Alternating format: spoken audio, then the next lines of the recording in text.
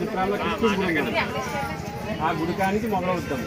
అంటే ఆయన మాల్చంతల గుడికానికి మొదలెట్టే వాళ్ళు ఎడితే ఏమైందంటే సగం ఊరే కవర్ అవుతుందమ్మా. అంటే ఒక సైడే కవర్ అవుతుంది, రెండోది కవర్ అవుతుంది.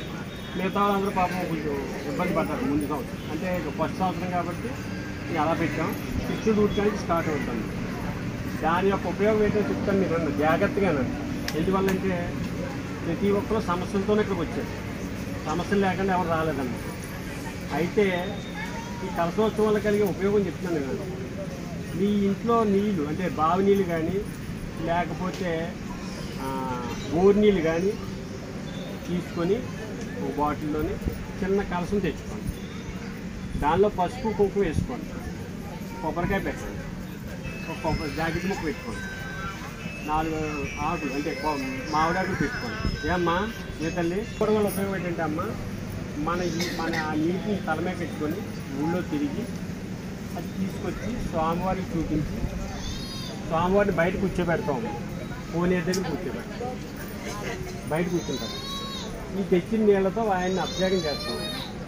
తర్వాత ఏమవుతుంది అనుకున్నారు, ఆయన మళ్ళీ స్వామిని గంగలో అంటే 3 సార్లు స్నానం చేయించాం.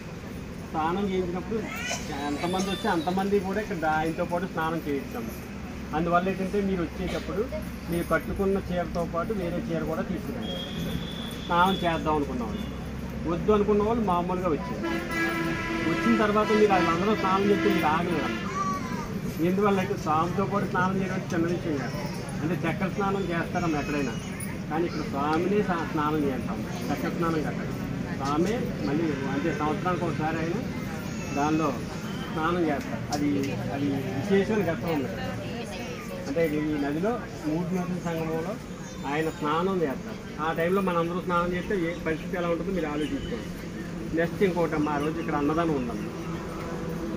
వచ్చిన వాళ్ళందరూ కూడా జాగ్రత్తగా ఒక పొందుకి వెళ్ళండి. ఎందువల్లంటే అందరికీ ఎక్కువగా వండిస్తున్నాం, శుభ్రంగా తినేసి వెళ్ళాలి. ఇక్కడ ఏంటంటే విశేషం ఏంటంటే అమ్మా, ఇక్కడ రాఖీ పౌర్ణానికి రాఖీ ఇక్కడే కట్టుకుంటారమ్మా. మన అన్నదమ్ములు కానీ అప్పచెల్లి ఉంటే అన్నం తీసుకొచ్చి స్వామికి చూపించి రాఖీని ఇక్కడ కట్టుకున్నారంటే మీతో పాటు వాళ్ళకి కూడా చాలా మంచిది. ఆయన యొక్క రక్షణ కలుగుతుంది. స్వామికి చూపించాం కాబట్టి ఆయన యొక్క అనుగ్రహం కలుగుతుంది. కాబట్టి అది కూడా భగవంతుడి యొక్క అనుగ్రహంతో మనం కట్టుకోవాలి. అందువల్ల ఏంటంటే మనకు అన్నదమ్ములు గట్ట ఉంటే ఇక్కడ తీసుకురండి. వాళ్ళు ఇక్కడ ఉంటారు, మామూలుగా మనతో పాటు తిరుగుతారు. తిరిగి వచ్చిన తర్వాత వాళ్ళ చేతికి మనం కడదాం, రాఖీ కడదాం. నెక్స్ట్ ఇంకో విషయం ఏంటంటే అమ్మ, మైక్ లేదు లేకపోతే చాలా మంచి విషయం చెప్పండి. ఇవాళ మంచి విషయం స్వామి ఇచ్చారు, కానీ మీకు అందడానికి వచ్చేవారు ఉంటుంది. కాబట్టి అందరూ ధ్యానం చేయండి. ముందు 9 సార్లు